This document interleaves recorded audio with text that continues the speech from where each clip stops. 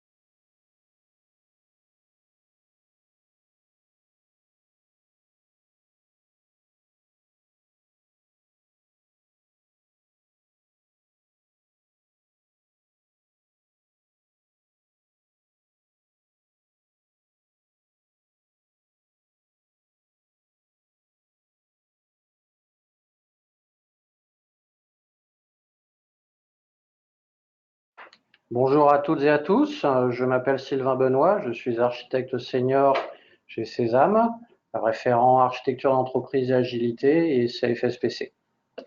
Bonjour, Antoine Longeon, je suis responsable de l'innovation à Mega.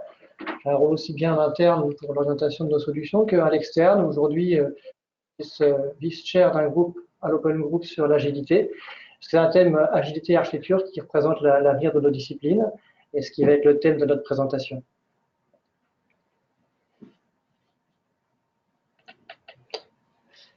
Alors voilà, Mega, nous sommes éditeurs de logiciels, leaders dans le domaine depuis de nombreuses années.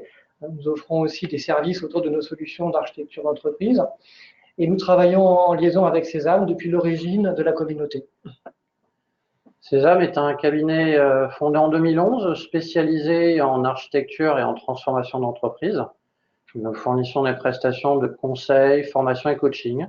Nous sommes animateurs d'une communauté d'architectes qui s'appelle Sésame Community et nous sommes également partenaires SAFE.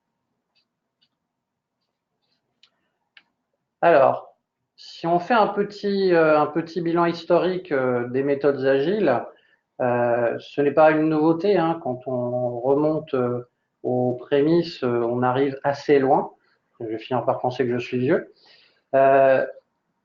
Quelque part, on pourrait se dire, avec autant d'années, on a atteint un point de maturité et équilibre qui permet de satisfaire tout le monde. En fait, on n'y est pas vraiment. L'agilité, c'est une sorte de vague de fond qui a commencé donc extrêmement longtemps.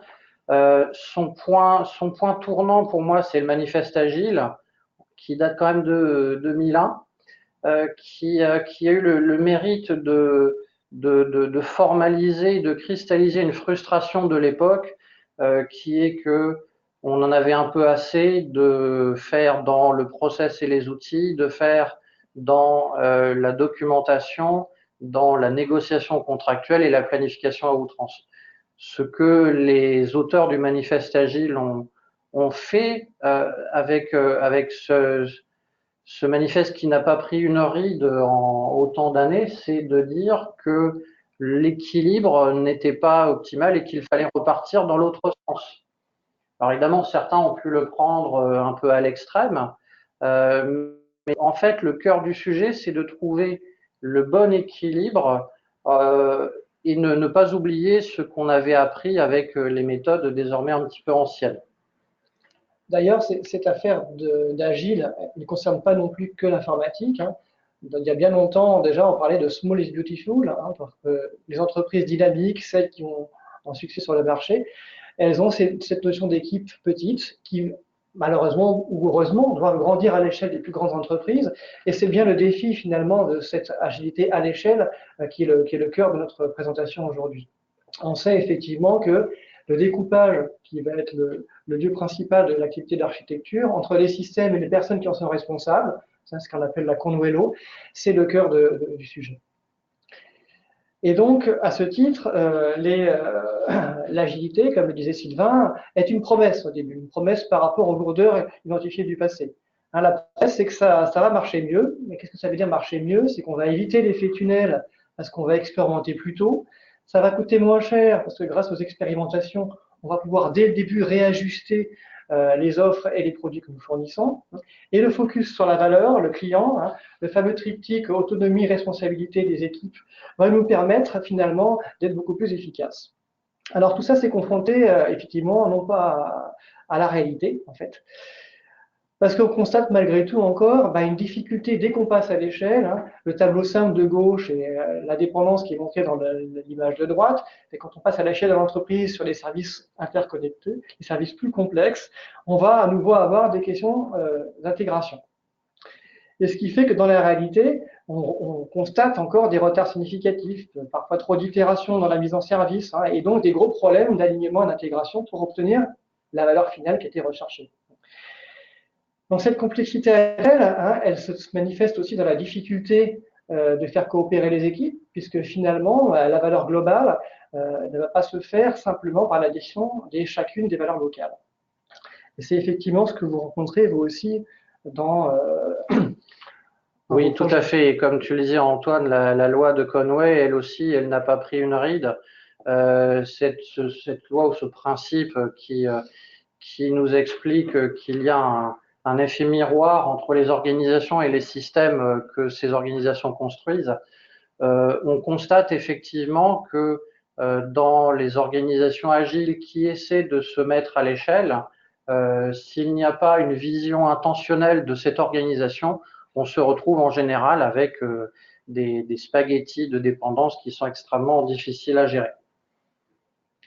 Alors, il y a une autre promesse dans l'agilité à l'échelle, c'est l'engagement, la synchronisation, la cadence des décisions orientées valeurs au plus proche des équipes.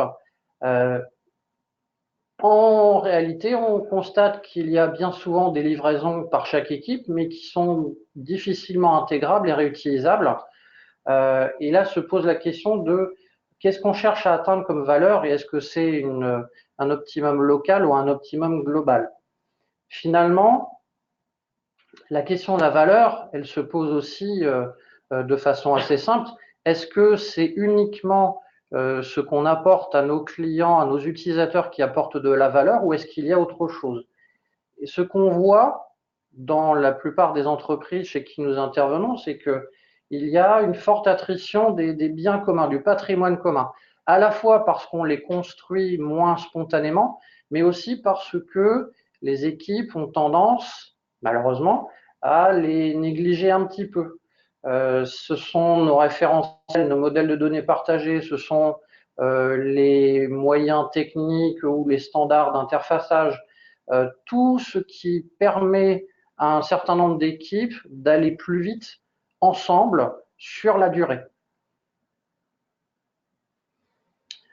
Alors, si on regarde désormais la partie diagnostic, notre vision des choses, c'est que tout ceci est essentiellement un problème d'alignement. Donc, il y a une différence entre faire de l'agilité et être agile, et de la même façon, adopter des processus ou des démarches agiles à l'échelle, ce n'est pas ce qui rend l'entreprise tout entière agile. Une entreprise, il faut bien la voir dans une vision systémique comme une décomposition en plusieurs niveaux qui découle de ses orientations stratégiques et qui régissent ses modes de pilotage. Et le but, c'est d'arriver à maintenir un alignement complet à tout niveau. Je vais faire une petite analogie avec le militaire. L'histoire nous apprend qu'un des critères majeurs de succès, c'est d'arriver à avoir une grande autonomie tactique pour les équipes qui sont sur le terrain, le tout servi par une vision stratégique de faire. Eh bien, en fait, si on fait le parallèle avec les dispositifs agiles, l'autonomie tactique des équipes agiles, elle est importante et on veut absolument la préserver, mais une somme de tactiques n'a jamais fait une stratégie. C'est là que l'alignement intervient et avec l'aide d'architectes, l'utilité de faire le lien avec la stratégie d'entreprise pour aligner toutes les énergies des équipes agiles dans la même direction. Et cette tension, comme tu disais, d'alignement, elle se joue sur une deuxième facette aussi aujourd'hui. C'est-à-dire que traditionnellement, on avait découpé l'entreprise de manière assez fonctionnelle. Le marketing, la finance, les ressources humaines, les différentes unités de production. Et en fait, cet alignement était censé être en phase avec ce qui était produit par chacune des divisions, chacune des décompositions. Et en fait, aujourd'hui, on a absolument besoin d'adopter une approche qui non pas est centrée de l'intérieur vers l'extérieur, ce qui dit inside out, mais plutôt de l'extérieur pour percevoir la valeur. Donc, le mot utilisé, on utilise beaucoup d'anglicisme, c'est cette approche dite outside in, où en fait, la valeur va être mesurée depuis, non pas ce que nous on fournit, mais comment ce qu'on fournit est perçu du côté des utilisateurs, des clients et des marchés. Donc, on va avoir aussi un découpage systémique au niveau des features élémentaires. Et on voit bien qu'en Agile, ils utilisent des user stories. Oui, mais est-ce qu'avec un user story, je fais un marché? Non, il va falloir qu'à l'échelle, l'ensemble de ces choses s'alignent pour qu'on ait une valeur globale au niveau de l'entreprise.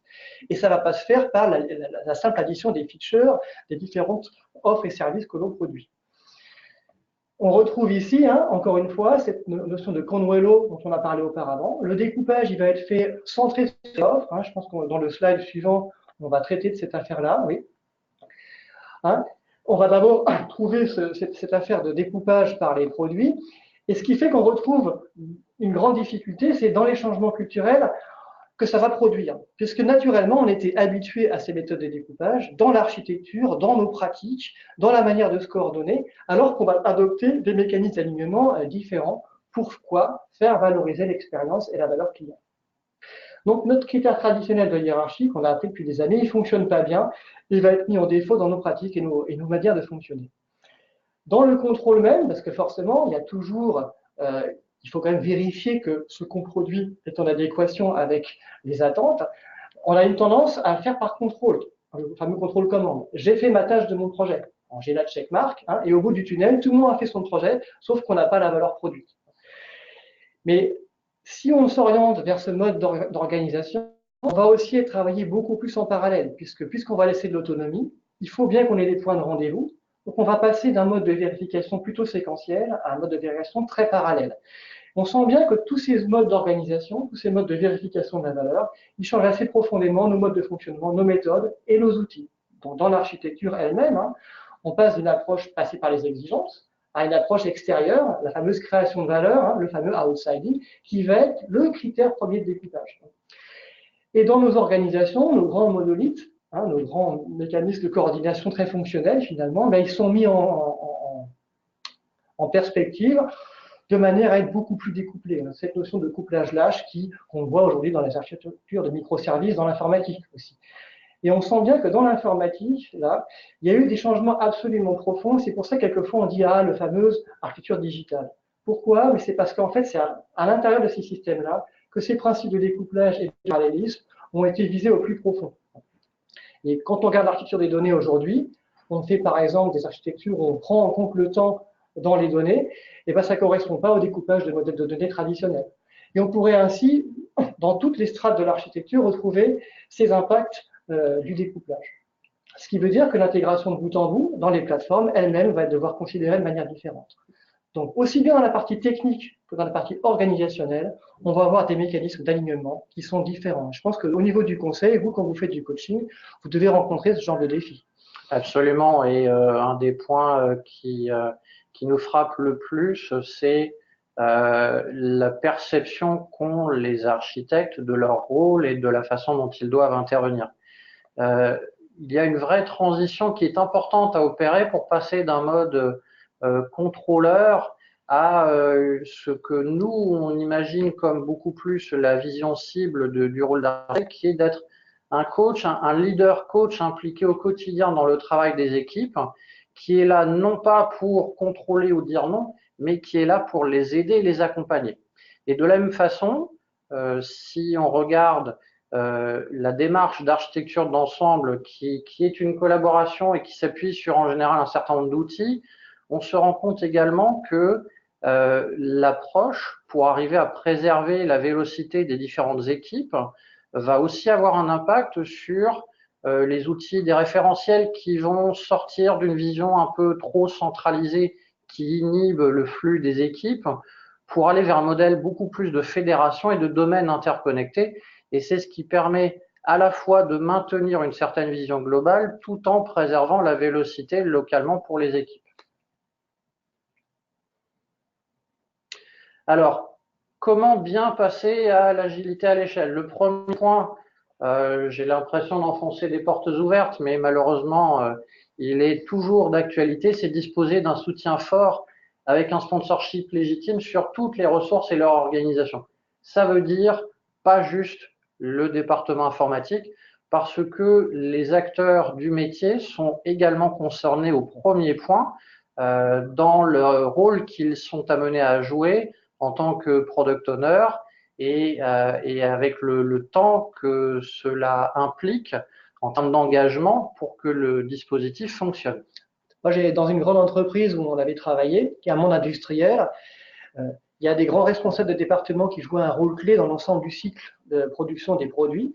Et la transformation en cours, aussi bien technique qu'organisationnelle, faisait dire au management qu'avec ces grandes personnes, qui sont les grands acteurs de notre entreprise, aujourd'hui, on fait de la calinothérapie. C'est pour vous dire que si vous n'avez pas le soutien de l'organisation, dans ces grandes personnes clés de l'entreprise, vous courez forcément à l'échec. Et pour faire de la calinothérapie, il faut aussi avoir des ressources pour le faire. Jusqu'à maintenant, je dirais, le recours à des coachs agiles est devenu presque un réflexe. Eh bien, les architectes, eux aussi, ont besoin de coachs pour les accompagner dans ce changement, pour faire leur révolution culturelle, le changement d'esprit et arriver à retrouver leur place dans un dispositif absolument nouveau. Le point suivant, c'est la gouvernance. Alors, gouvernance, certains vont dire, ou le gros mot qu'il ne faut pas prononcer, eh bien, d'une certaine façon, quand on monte l'agilité à l'échelle, plus on monte à l'échelle, plus on se rapproche des strates de management et d'organisation qui ont des modèles de gouvernance et de décision qui ne sont pas compatibles avec l'agile. Et donc, ces frottements vont se percevoir à un moment donné, et il faut bien arriver à saisir les difficultés que cela représente et également l'état d'esprit, le changement d'état d'esprit que cela implique pour tout le processus de décision et de contrôle. C'est d'ailleurs ce point clé de la gouvernance qui fait un des grands défis de l'agilité à l'échelle, comme Sylvain le mentionnait au départ, dans la recherche d'équilibre aujourd'hui entre les disciplines très conventionnelles et l'agile à l'échelle à faible maille. Aujourd'hui, la discipline de gouvernance est celle où en fait la maturité globale de cette discipline est en construction. D'ailleurs, c'est un des thèmes principaux. Les deux, architecture et agilité, vont bien ensemble, mais la manière dont cette gouvernance se construit est aujourd'hui quelque chose qui lui-même se construit. La communauté ensemble, dans son ensemble, vit l'agilité au niveau de la maturité de la gouvernance. Alors, on a quelques conditions de succès. On a déjà invoqué certaines dans les présentations précédentes, dans les slides précédents. La première, on l'a bien vu, c'est cette orientation outside-in, avoir architecturé et défini les services et les offres. Parce que c'est à partir d'elle qu'on va essayer de constituer les noyaux de stabilité et les noyaux d'expérimentation.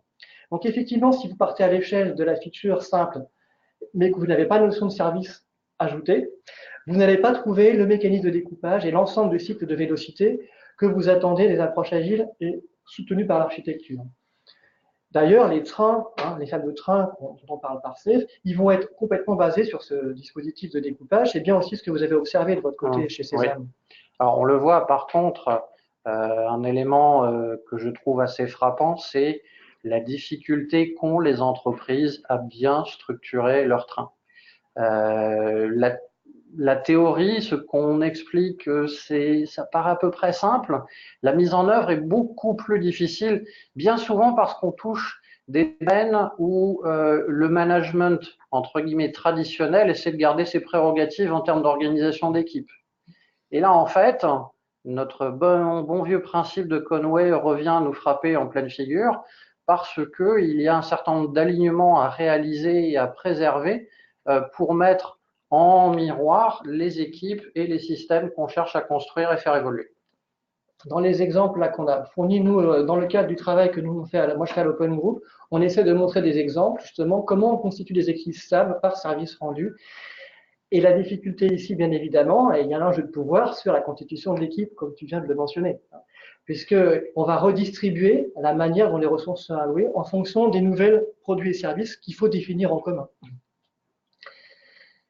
Ce qui veut dire que, bien évidemment, on va avoir une question d'allocation des capacités de développement une fois qu'on aura fait ce découpage. Oui, tout à fait.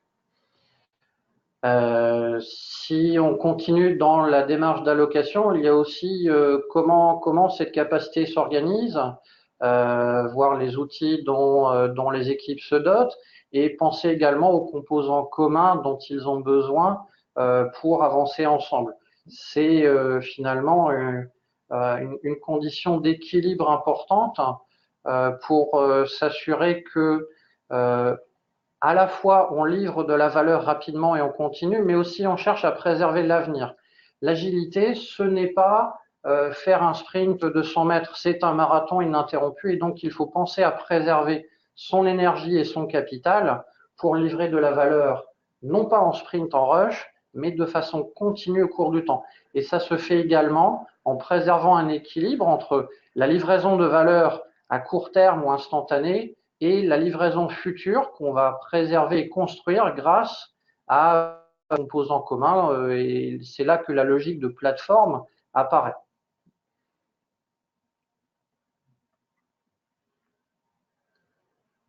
Alors, certains d'entre vous vont se poser la question, on a couvert beaucoup de points, par où commence-t-on? Alors, évidemment, lorsque le niveau de maturité est relativement faible pour la démarche d'agilité à l'échelle, les entreprises ne commencent que par le bas, sans le dispositif de cohérence. Et la difficulté, bien entendu, c'est que faire de l'exploratoire, puisqu'on nous dit que l'agilité, c'est aussi expérimenter, oser, tester et ajuster. Le problème de l'exploratoire, quand on touche aux organisations et aux échelles, c'est le temps, l'inertie et le problème de réagir suffisamment vite et de trouver le bon dispositif pour préserver la livraison de valeur.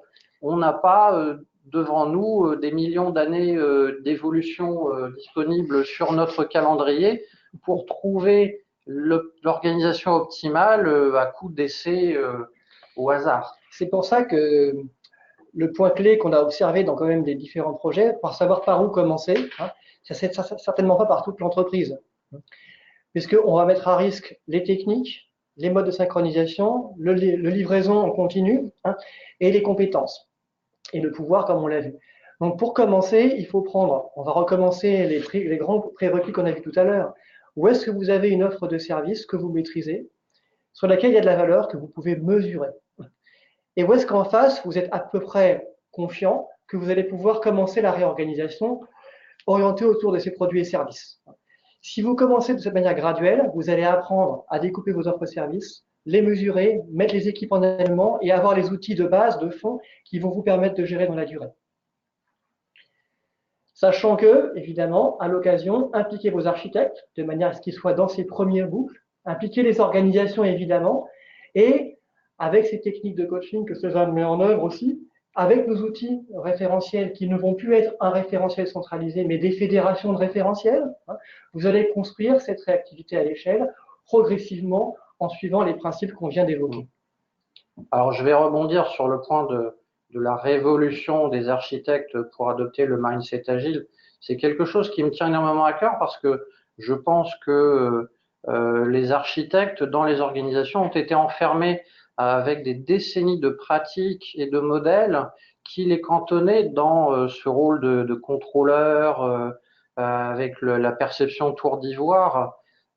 Moi, à titre personnel, et c'est vrai aussi pour en tant qu'entreprise, nous sommes convaincus que l'architecture, la démarche d'architecture est 100% compatible avec l'agilité, que finalement c'est un état d'esprit, un changement qui est pour le mieux. Je ne connais personnellement aucun architecte qui se satisfait à l'idée d'être un contrôleur qui dit non ou quelqu'un qui va produire des documents d'architecture de 150 pages qui vont servir à caler des armoires. Notre but aussi, en tant qu'architecte, c'est d'apporter de la valeur et quelque part, ce changement culturel, j'invite tous les architectes à faire cette révolution et à se dire, lorsque je veux intervenir auprès d'équipes agiles, la meilleure façon de commencer, c'est en posant la question, en quoi je puis vous aider? Cette démarche collaborative et d'entraide, c'est la meilleure façon de commencer à initier le premier changement pour que l'organisation dans son ensemble, équipe agile et architecte, puisse aller plus loin.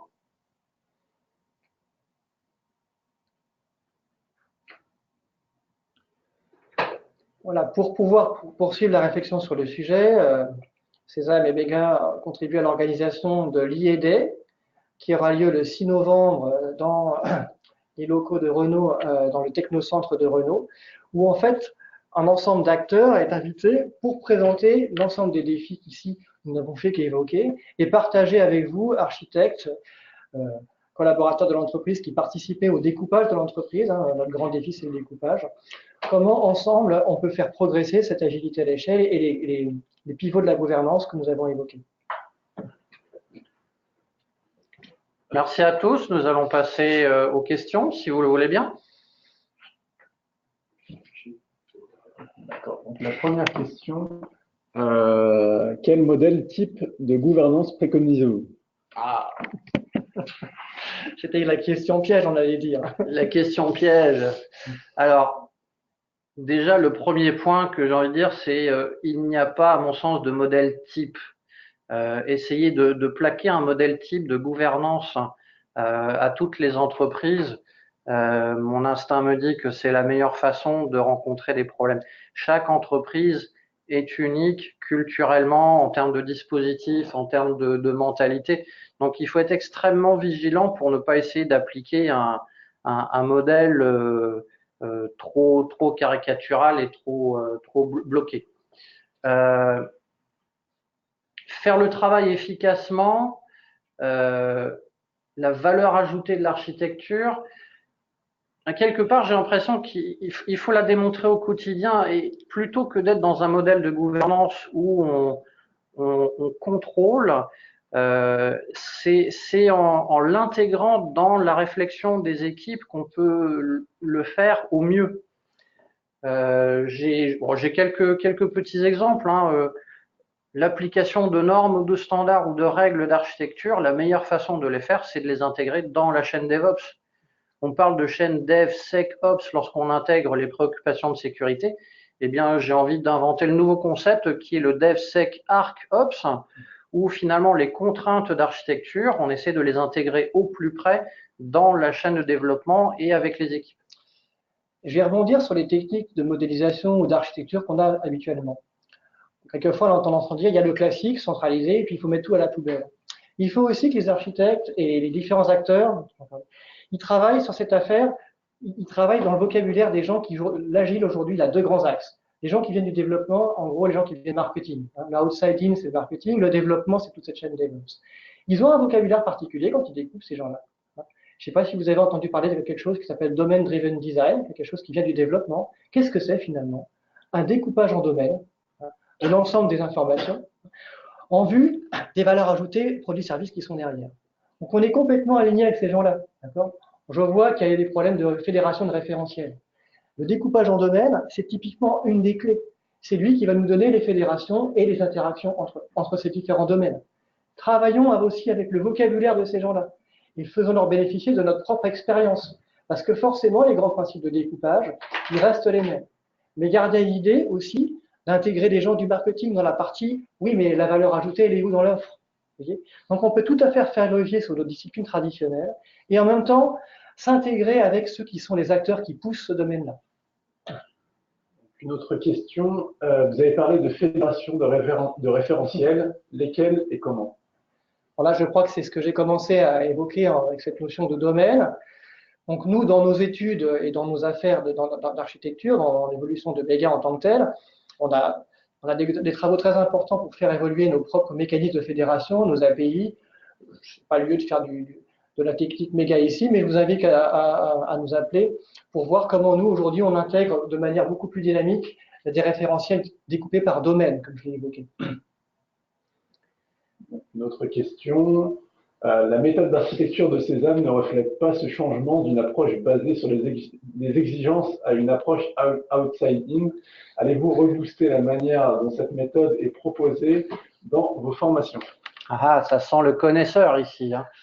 Alors, j'ai envie de dire, la méthode d'architecture sur l'ingénierie des besoins et des exigences n'est pas en contradiction avec l'agilité, parce que finalement, on a toujours dit que le travail sur les besoins et exigences se faisait de façon itérative avec une progression dans les niveaux systémiques.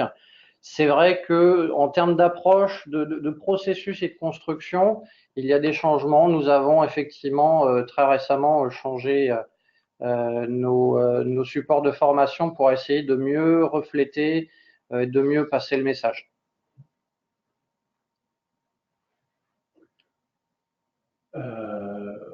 Oui, les slides seront-ils partagés?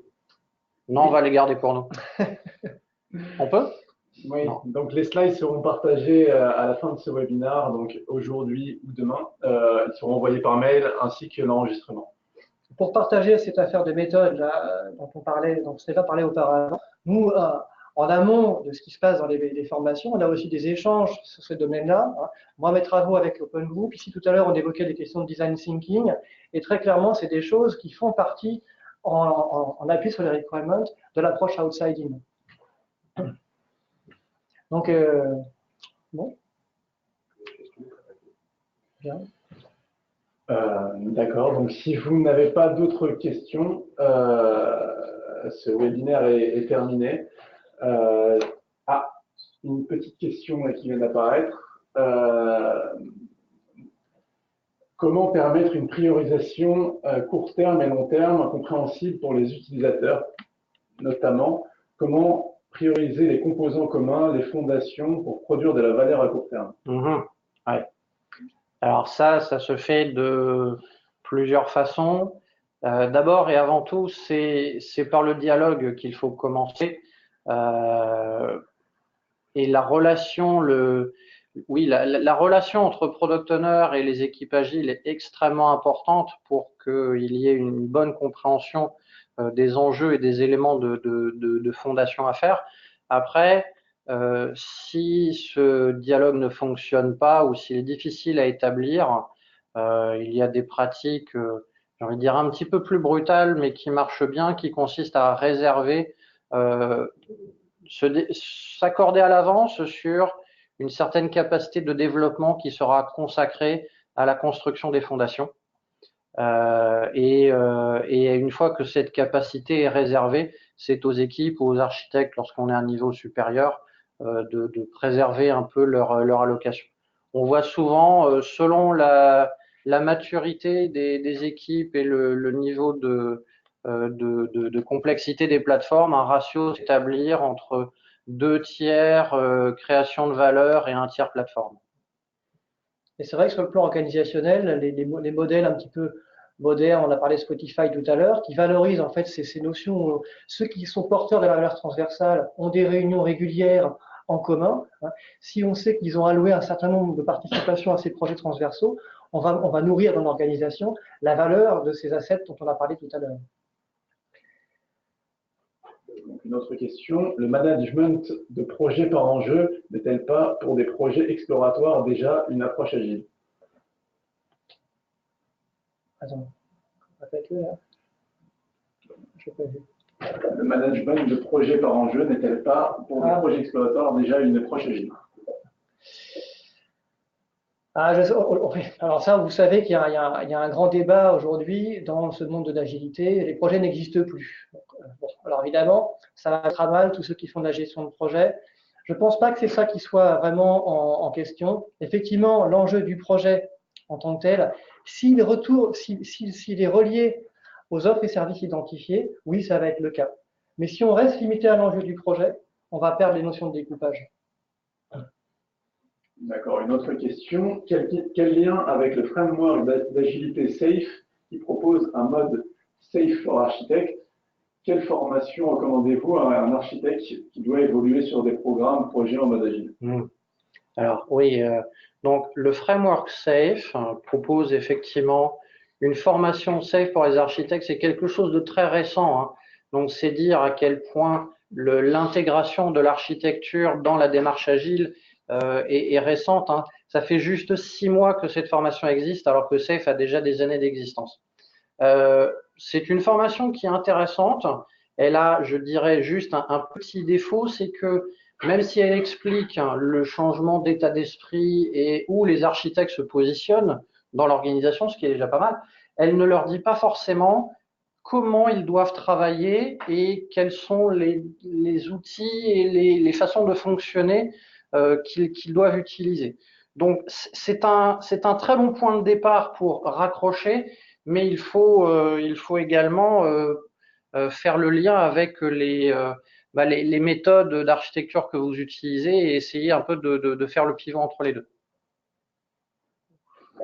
Une question. Comment profiter de la mise en place d'une digital workplace avec des modèles d'offering et process SD utilisateurs être utile pour les démarches d'enterprise architecture? Bon, la question est assez vaste. Je pense que elle sous-tend, j'imagine, une relation entre les approches classiques d'architecture, à la TOGAF, on va dire, la question vient juste après, et les approches agiles. Enfin, en tout cas, c'est comme ça que moi, je la lis, effectivement.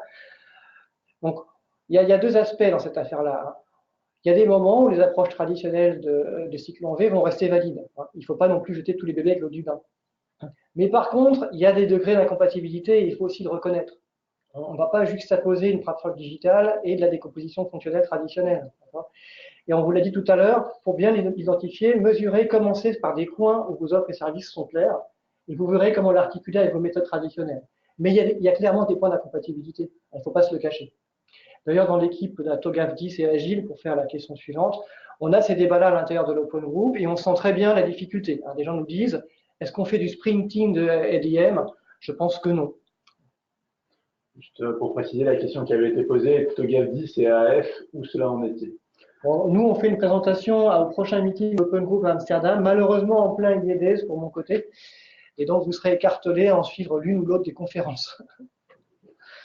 Notre question, être au sein des équipes pose la question des ressources et du nombre de coachs architectes. Si oui, comment assurer la montée en charge?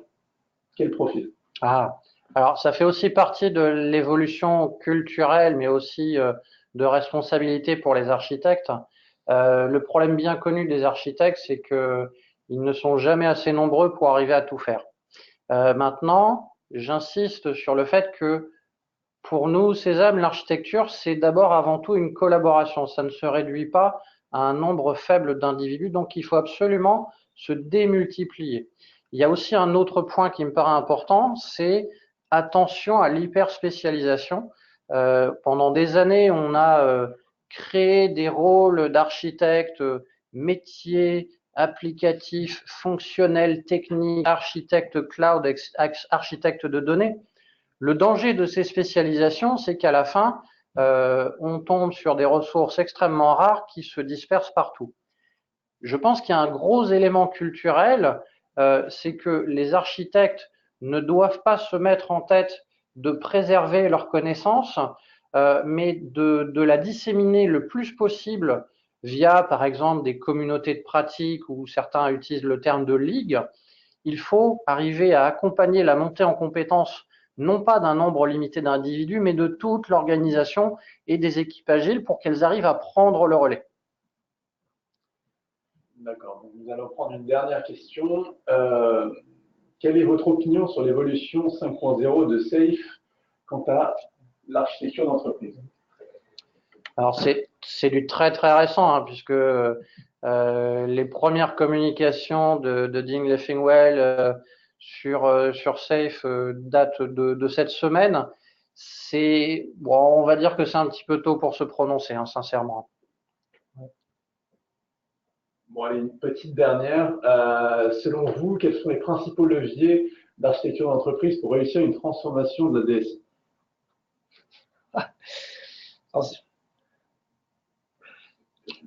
Voilà, la question est assez vaste et je ne pense pas qu'on peut savoir donner une recette commune, quoi, pour toutes les DSI, pour toutes les entreprises. Sauf à part vous répéter ce qu'on vous avait dit tout à l'heure, commencez sur une partie de la DSI de vos services et offres. Vérifiez que vous avez les backbones minimum de délivrée continue, parce que de toute façon, vous n'allez pas le faire au titre d'un seul projet. Et puis, itérer sur les valeurs successives dans votre entreprise. Et c'est sûr que si vous le faites que du niveau de la DSI et que vous ne le faites pas avec les offres et services de l'entreprise, vous n'aurez pas la valeur ajoutée. Il y a des exemples dans la banque là où on essaie de travailler sur ce domaine-là. Et très clairement, il a fallu taper dans la décomposition des offres et services au niveau des métiers. Et on a retrouvé tous les enjeux d'organisation, de gouvernance et d'alignement de l'entreprise. Donc, faites-le sur une cible élémentaire au départ. Je pense que c'est le mot-clé. Merci. Donc, on va terminer sur la partie questions. On espère que ça vous a plu. À bientôt peut-être pour une prochaine ou à l'IED. Merci à tous. Merci à tous.